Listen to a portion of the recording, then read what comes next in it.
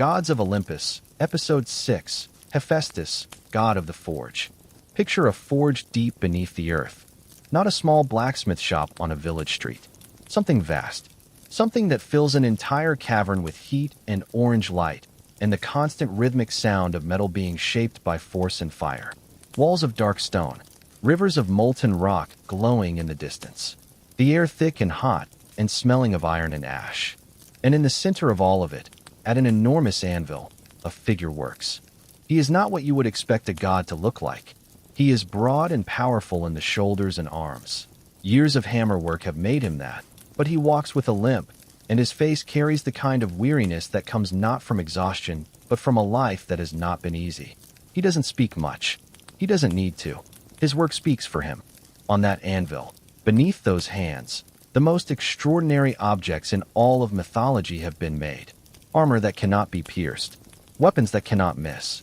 Thrones that capture whoever sits in them. Mechanical servants made of gold. The very chains that bind the most powerful beings in the universe. His name is Hephaestus, and he is, without question, the most underestimated god on Mount Olympus. Welcome back to Gods of Olympus. We have followed the radiance of Apollo and the fierce freedom of Artemis. Today we go somewhere darker and hotter. Into the forge. Into fire. This is the story of Hephaestus. Part 1. The god who was thrown from heaven. The birth of Hephaestus is one of the most painful origin stories in all of Greek mythology. And it comes in two versions, both of them troubling in their own way. In the first version, Hephaestus was the son of Zeus and Hera, born like any other Olympian child. But something was different about him from the start. He was not beautiful in the way the other gods were beautiful. He was not perfect. He was born with a physical deformity, a lame leg, a twisted foot, something that set him apart immediately from the radiant ideal that Olympus was supposed to represent. And Hera, his own mother, could not accept it. She looked at her son and saw something that didn't fit the image of divine perfection she valued above almost everything else. And so she did something unthinkable. She threw him from Olympus. The infant Hephaestus fell from the heights of heaven, fell for an entire day, according to the myth, and landed on the island of Lemnos. The impact shattered his leg further, cementing the limp he would carry for the rest of eternity. The people of Lemnos found him and raised him. In the second version, the order of events is reversed. Hephaestus was born already a god of great power, and it was Zeus, not Hera, who threw him from Olympus. In this telling, Hephaestus tried to defend his mother during one of Zeus and Hera's legendary arguments. He stepped between them, took his mother's side, tried to protect her. Zeus grabbed him by the foot and hurled him out of heaven. He fell for a full day and landed on Lemnos. Same island, same shattered leg, same people who found him and cared for him. Two versions, two different parents responsible, two different reasons. But in both, the result is the same. The god of the forge began his existence being rejected by the very people who should have protected him. Cast out, discarded, left to survive on his own. And survive he did. Part 2. The Revenge on Hera. Hephaestus did not forget what had been done to him. He grew on Lemnos. He learned his craft, or perhaps he simply expressed what was already in him. The divine gift for making things, for understanding fire and metal and the relationship between force and form. He built a forge. He worked. And in that work, he became extraordinary. When he was ready, he sent a gift to Olympus. A throne, the most beautiful throne anyone had ever seen. Perfectly crafted, covered in gold, inlaid with jewels, decorated with carvings of such detail and artistry that even the gods of Olympus, who had seen everything, were stunned by it. He sent it to Hera. Hera, delighted, sat down in it immediately, and the throne closed around her. Invisible chains, woven into the craftsmanship, locked her in place. Hera could not move, could not stand, could not free herself. She was trapped in the most beautiful prison ever made, and no one on Olympus had the skill to understand the mechanism well enough to undo it. The gods debated. They sent messengers to Hephaestus, asking him to come to Olympus and release his mother. Hephaestus refused. He didn't have a mother, he said. His mother had thrown him away. The standoff lasted. Eventually, in most versions of the myth, Dionysus, the god of wine, went to Lemnos. He didn't argue with Hephaestus. He didn't threaten him or bargain with him. He simply sat with him, shared wine with him, and listened. And when Hephaestus was drunk and warm and feeling something close to belonging, Dionysus brought him back to Olympus on the back of a mule, the whole procession a little ridiculous and a little triumphant at the same time. Hephaestus released Hera from the throne. He was given his place on Olympus, a forge, a workshop, recognition as one of the 12 Olympians. He had been thrown out, and he had found his way back, not through force or argument, but through craft, through making something so extraordinary that even the gods who had rejected him needed what only he could provide. Part 3. The Forge of Gods. Once established on Olympus, with a workshop said to be located either on Olympus itself or deep beneath a volcano, depending on the version, Hephaestus became the most productive and most essential craftsman in the universe. The list of things he made reads like a catalog of the most powerful objects in all of mythology. He forged the armor of Achilles, the most famous set of armor in Greek literature, described in extraordinary detail by Homer in the Iliad. A breastplate, a helmet, greaves, and above all a shield so intricately decorated that Homer spent hundreds of lines describing its surface. On that shield were scenes of the entire world, cities at peace and cities at war, farmers harvesting fields, dancers at a celebration, the ocean running around the rim of it all. It was not just armor. It was a portrait of human life. He made the golden palaces of Olympus. The homes of the gods were his work, structures of impossible beauty and permanence, built to last as long as the divine beings who lived in them. He created the chains that held Prometheus to his rock, chains strong enough to hold a titan for eternity, from which there was no escape until Heracles finally broke them. He built Talos, a giant automaton made of bronze, programmed to walk the perimeter of the island of Crete 3 times a day, hurling boulders at any ship that came too close. The first robot in human imagination, created thousands of years before the word existed. He made golden mechanical servants, artificial women, crafted from metal, who could think and speak and assist him in his work. The ancient Greeks imagined artificial intelligence, and it was Hephaestus who built it. He created Pandora, the first woman in certain versions of the myth, fashioned from clay and given gifts by all the gods, sent to earth carrying a jar containing all the world's evils.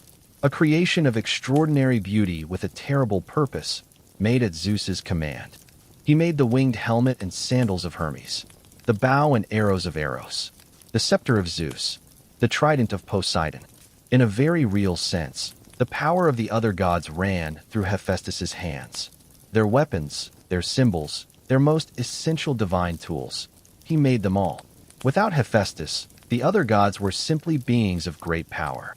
With his work, they became something more. Part 4. Marriage to Aphrodite. If Hephaestus's origin story is about rejection, his marriage is about a different kind of pain. As part of his return to Olympus, or in some versions as a reward for making Zeus's armor, or as compensation for being thrown from heaven, Hephaestus was given Aphrodite as his wife. Aphrodite, the goddess of love and beauty, the most desired being in all of creation. On the surface, this seems like the best possible outcome for a god who had been rejected and cast aside. The craftsman, the lame outsider, married to the most beautiful goddess in existence. But it wasn't a love match. Aphrodite had not chosen him. She had been given to him, the way beautiful things were sometimes given to those who made useful things. A transaction more than a union. And Aphrodite, for her part, was in love with someone else entirely. Ares, the god of war. The affair between Aphrodite and Ares is one of the most famous in Greek mythology, and Hephaestus, for all his skill and intelligence, found out about it the hard way. Through gossip, through whispers, through the slow humiliation of being the last to know what everyone else already understood. When he confirmed it, he didn't rage. He didn't threaten. He went to his forge. He crafted a net, invisible, impossibly fine, strong enough to hold 2 gods, and strung it above the bed where the lovers met. The next time Ares and Aphrodite came together, the net fell and caught them, tangled together, unable to move, unable to free themselves. Then Hephaestus summoned the other gods to witness. He called them all, Zeus, Poseidon, Apollo, Hermes, all of them, to come and see what had been done to him, to see the proof of his humiliation, displayed for all of Olympus to observe. The gods came, and their reaction was not what Hephaestus had perhaps hoped for. Some were sympathetic, but many laughed. Hermes, in particular, remarked that he wouldn't mind being in Ares's position, net and all, if it meant being there with Aphrodite. The situation that Hephaestus had staged as an act of justice became, instead, another moment of humiliation. He released them eventually. Poseidon negotiated the terms. Ares left. Aphrodite left. The marriage continued in name, but in reality it was already something else entirely. A formality, a title, a reminder of the gap between what Hephaestus had been given and what he had actually wanted. What had he wanted? Probably what most beings want. To be chosen. To be wanted. Not given. Not compensated. Wanted, for himself, by someone who saw him clearly and stayed anyway. The forge never denied him that. The metal never rejected him. The fire never turned away. And so he went back to work.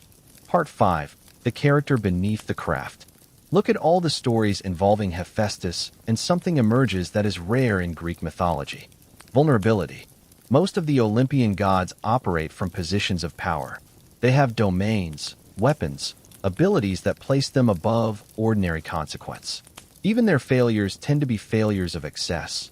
Too much pride, too much anger, too much desire. They fail by reaching too far. Hephaestus fails differently. He fails by being too human, by caring too much, by wanting things that his position on Olympus somehow never gave him. Acceptance, love, belonging. He was the only Olympian who worked. Really worked, in the physical sense. Every other god commanded. Every other god received. Hephaestus stood at an anvil and made things with his hands and his sweat in a way that was more like a mortal craftsman than a divine being. The Greeks noticed this. They identified with him in a way they couldn't quite identify with Zeus or Apollo or Athena. Those gods were ideals, what humans aspired to become. Hephaestus was something closer to what humans actually were. Gifted, but imperfect. Capable of extraordinary work, but still capable of being hurt. Finding meaning in craft when relationships proved more complicated than any forge problem he had ever faced. He was also, in the end, indispensable. The gods could go to war without Ares. War would happen anyway. They could navigate the sea without Poseidon. Sailors had managed before the gods existed. But without Hephaestus, nothing got made. Nothing that needed making existed. He was the one nobody celebrated, but everyone needed. Part 6. Hephaestus and Athena. One of the more unusual stories involving Hephaestus concerns his relationship with Athena, the goddess of wisdom and crafts, who in many ways was his closest companion on Olympus. They shared the domain of craftsmanship. Athena presided over the craft of the mind, the planning, the design, the wisdom that preceded creation. Hephaestus presided over the craft of the hands, the execution, the forge work, the physical act of making. Together, they were patrons of all human craft. Potters and weavers prayed to Athena. Smiths and metalworkers prayed to Hephaestus. The two gods presided over the entire spectrum of human making. Hephaestus desired Athena. He pursued her, and Athena, who had sworn the same oath of perpetual maidenhood as her half-sister Artemis, refused him completely. The pursuit ended unsuccessfully, awkwardly, in a way that the Greeks told with a mixture of humor and discomfort. But the relationship between them as patrons of craft was never diminished by this. They remained linked in their shared domain, the two gods who presided over human creativity in all its forms. The city of Athens honored them both. There is a temple in Athens called the Hephaestion, one of the best preserved ancient Greek temples in existence, still standing today on a hill overlooking the ancient Athenian marketplace, dedicated jointly to Hephaestus and Athena Ergane, Athena the worker, two gods of making, honored together in one of the oldest surviving temples in the world. Part 7. The Legacy of the Forge. Hephaestus became, over time, one of the most widely adapted figures from Greek mythology. The Romans called him Vulcan. His forge was said to be beneath Mount Etna in Sicily, a volcano that still erupts today, and every eruption, every column of smoke and fire rising from the mountain, was understood in the ancient world as Hephaestus at his anvil, hammering something extraordinary into existence. The word volcano comes from his Roman name. Every time we use that word, Every time we talk about the geological force that shapes the Earth's surface, that destroys and creates in equal measure, that produces both devastation and the richest soil on the planet, we are using a name that originally referred to this god. His influence on the human imagination goes deeper than a word. He represents something fundamental about the relationship between making things and finding meaning, about the dignity of work, about the idea that what you create with your hands can outlast anything that happens to you. The armor of Achilles that he made is described in some of the most beautiful poetry ever written. The chains that held Prometheus held for centuries. The throne that trapped Hera worked perfectly. His creations outlasted the conflicts they were part of, outlasted the gods who commissioned them, outlasted the myths themselves in a sense, because we are still telling them. He made things that lasted. And in making them, he lasted too. Closing. The forge is still burning somewhere. Maybe not beneath a volcano. Maybe not in the hands of a god. But the impulse that Hephaestus represents, the impulse to take raw material and transform it into something that didn't exist before, something beautiful or useful or simply true. That impulse is as alive as it ever was. Every person who has ever made something understands something about Hephaestus. The concentration that makes the world outside the workshop disappear. The satisfaction when the thing comes out right. The frustration when it doesn't, and the decision to try again anyway. He was thrown from heaven twice. He was rejected by his mother, humiliated by his wife, overlooked by gods who used his work but never quite saw him clearly. And he kept making things. Not out of stubbornness, exactly. Not out of spite, though there was some of that too. But because the forge was where he was most himself. Where what he could do aligned perfectly with what he was. Where the world made sense in the way it never quite did at the banquets on Olympus or in the politics of divine life. The fire understood him. The metal responded to him. The work was always honest in the way that people and gods sometimes were not. There is something worth remembering in that. In the idea that meaning doesn't always come from being chosen or celebrated or placed at the center of things. Sometimes it comes from going back to what you're made for and doing it as well as you possibly can. Hephaestus did that for eternity, and the things he made are still with us. Thank you for listening. This was episode 6 of Gods of Olympus, the story of Hephaestus. Next time, we step into something wilder, louder, more dangerous, and more joyful at the same time. The god who was born twice, who drove mortals to madness and ecstasy in equal measure, who was rejected by the divine world and found his power in the human one. We tell the story of Dionysus. Rest well. The forge burns through the night.